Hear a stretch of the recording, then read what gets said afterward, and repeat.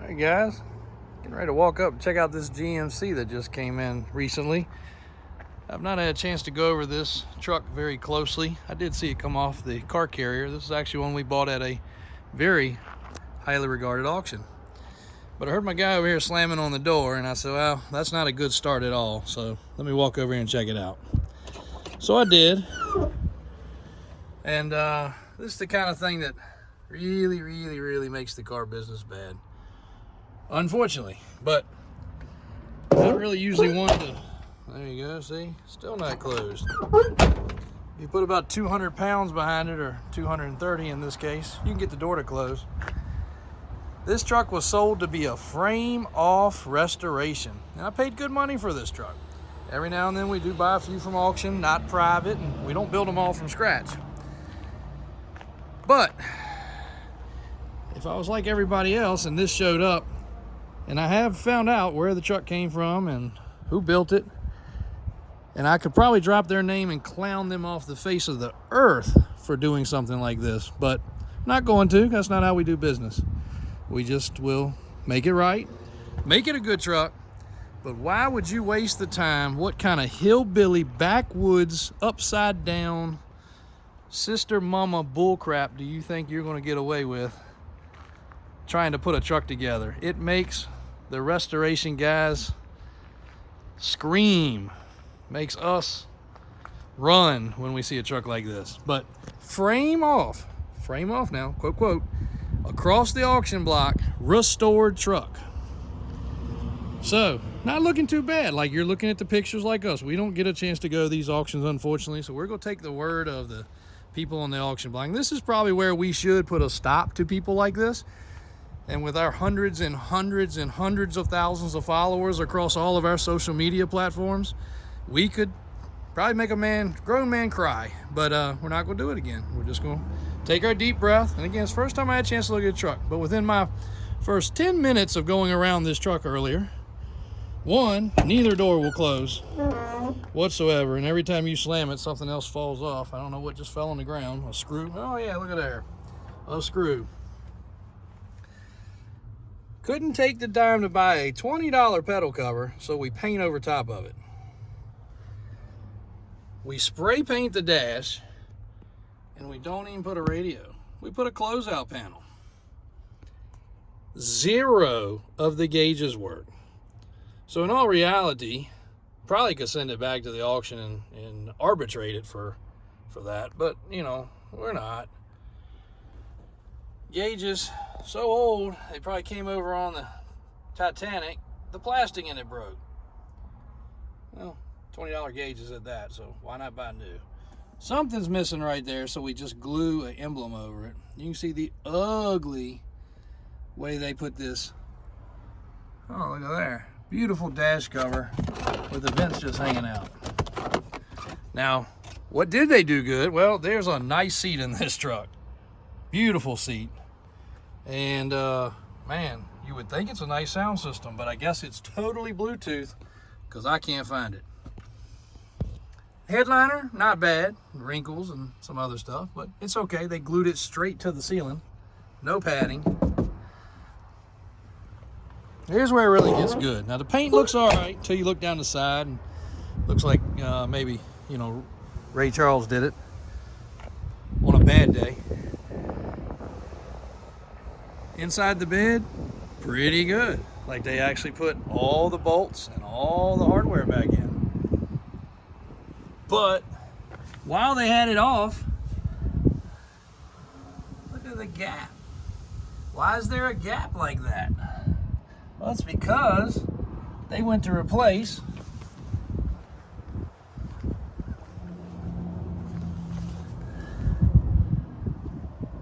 these because they were rusty. And in doing it, they did the wrong size metal. It didn't work. Their plan did not work. Some AutoZone Advanced Auto Parts mufflers and clamps and exhaust work. Good news is the truck does start and run good. Feels like the body's gonna fall off when you move it around. Why is that? The springs are sitting against the frame. Look at the bushings. They're gone. Look at these bushings. They're gone. Enough undercoat to keep Duplicolor in business. And again, why do it this way? They took the time to put the valance, a new bumper, new headlight doors. The trim's actually good. Why in the world shortcut? Look right here. Instead of making this fit right, they cut it. No washers. It's just insane. Here's that sitting straight on the frame. No gap, no air. You can't see anything. There's no bushing left.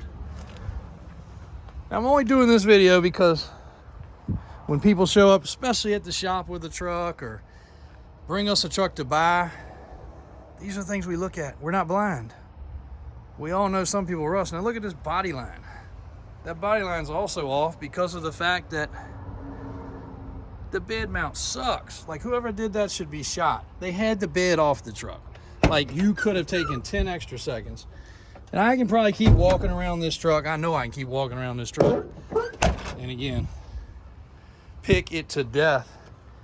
I mean, imperfections are imperfections. Stupidity is a whole different ball game. Look at this crap. Spray painted everything. Everything. No belt on the AC. The cheapest air filter you can buy. Again, guys, this is not going on the lot. Battery, the battery is about to be in the middle of the fan. This is not something that's going on a lot this way. This is not what we do. And unfortunately, we've brought them home like this before, where we've bought them from other car dealers, and they're like, hey, you know, we don't do square bodies. You guys do good with them. Ford OBS is the same way. You know, we got this truck. I think it's really nice. I'm going to sell it to you guys. They send me enough pictures. They had this shit for sale somewhere. Like, who in their right mind could even think this is right? Like, I got to hand it to them. Look at the stance. It looks good until you actually open your eyes. Hubs painted black. Well, better than that, mile marker hub.